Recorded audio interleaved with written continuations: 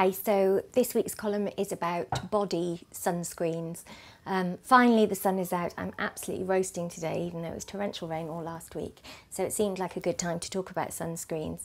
You're going to be so bored of me saying this, but for goodness sake, wear a sunscreen. It is so important.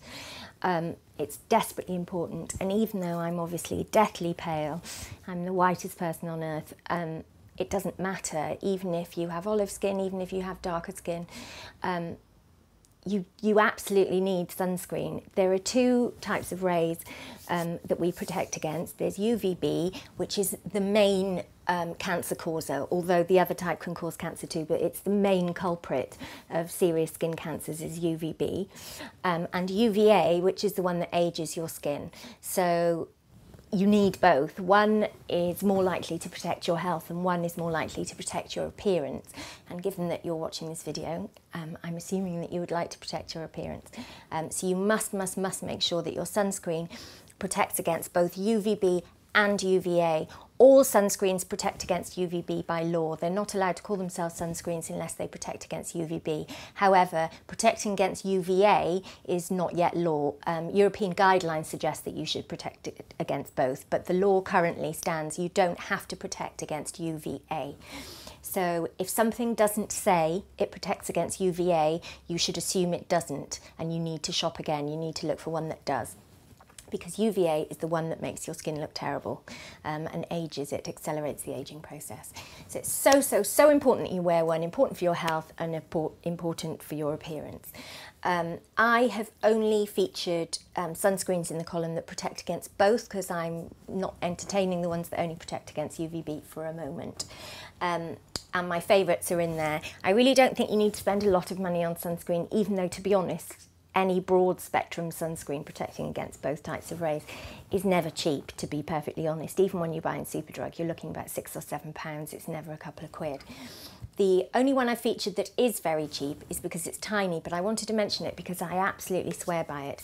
This is Nivea Sun 30 SPF pocket size. I absolutely love it. I've got one in every handbag. I've got them all over the house. My kids never leave without it on them. They're so dinky and small, you can throw them in a buggy. You can put one in your handbag, one in the buggy, one in your medicine cabinets. You're never ever without it, because the problem with sunscreen, especially in this country, is you're often caught unawares. It can be horrible weather out. You can go out and suddenly it can be scorching sunlight. So just to always have one of these in your bag means you're never caught short. I've often handed them out when I'm out and about, because so often you do get stuck without sunscreen. I so recommend these. Whatever else you buy, do get a few of these. I just think it's an amazing product, and at the moment in Superdrug I think they're like £2.50 or something. Really cheap. I think normally they're about a £5. They're a 30, but they also, I think, do a 50. They don't do anything lower, and quite rightly. I personally don't use any sunscreen lower than a 15 ever on myself, preferably a 20 or a 30, but at a push I will use a 15. I can't see how 8s and 10s are worth the paper they're written on. You can only stay out in the sun for a few minutes before they'll stop having an effect and you'll start to burn. So really go for a minimum of 15. And what we're seeing more and more is companies, really high profile, important, significant companies in the market, like Clinique, now will only do sunscreens of 15 and above. They no longer do 8s and 10s because they're really, in my opinion, and in lots of people's opinions, not worth the paper they're written on. So you really want to be looking at a base level of protection of 15. And certainly if you have children, you want to be going to 30 or 50. The ones I've covered in the column, some are creams and lotions, some are sprays. There really is no difference. The sprays will rarely be clear. The sprays will normally be a sort of milk that you then have to rub in. So, I mean, there's not much benefit in having a spray, but I do find generally that men prefer sprays, that children prefer sprays because they're a little bit more fun. And you can just spray them on and smooth them over. The place that lots and lots of people go wrong with sunscreen, and we know this from scientific research, is people don't put enough on. And I heard a dermatologist say recently at a conference, I thought was spot on, is that people use too much of every product except sunscreen, where they don't use enough, in that people put on tons of moisturiser, tons of cleanser, tons of stuff that you need much less of, but they always skimp on sunscreen. The professional guidelines for consumers is a shot glass for each limb. Now that is a lot. So there's a shot glass, and I filled it with sunscreen to show you how much that is. That's a serious amount of sunscreen. But if you're on the beach, this is what you need to be putting on. I mean, it's masses.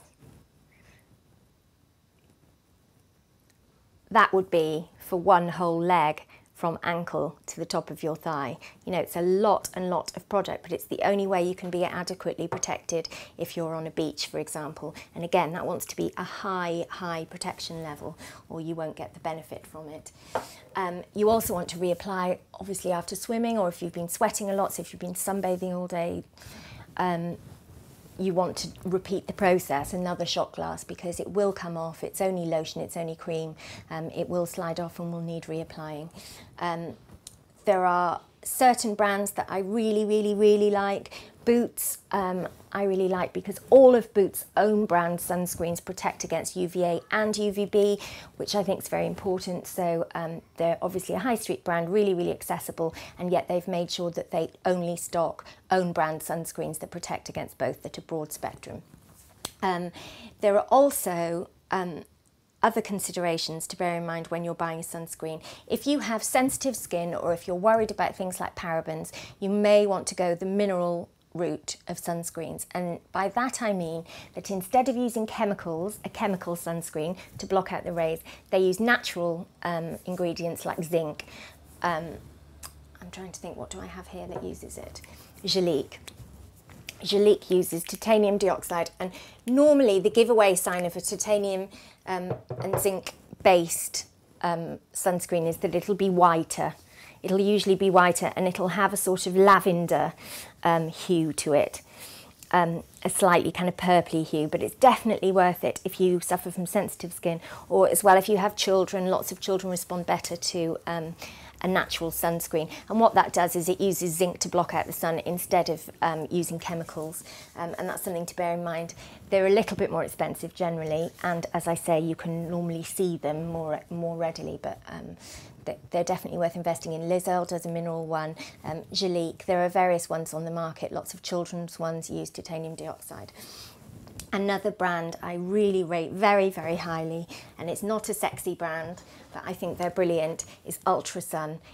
Ultra Sun does, it's a Swiss brand, and they do a once a day formula, which means you're not having to reapply it all the time. It's very thick, very gloopy, but it does the job. Nothing gets past this sucker. It's a really good sunscreen, and they do a whole range in various protection levels, but again, starting quite high, because that's what you need to do. So again, I feel like I'm nagging, but it's so important. I see burnt people out and about all the time. I live in Brighton, and I see people walking along the promenade, and I just want to scream for them.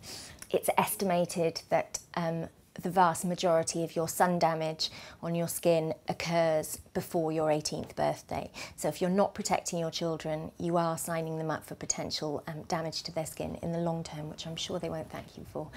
So it's so important, and we really are lagging behind as a country. I think because we live in a cold climate relatively, we think that sunscreen isn't something that we desperately need the way they do in Australia, where obviously they have, you know, European skin in a very hot climate, so they're very conscientious about their sunscreen, and they have a high incidence of skin cancer, which they've kind of tried to stamp down on. But I think in this country we're too complacent. I think it's so important to do. So please wear protection when you're out and about, and if you're on a beach holiday, go as high as you can possibly stand on your protection and reapply all the time. Thank you very much. I'll see you next week. Bye.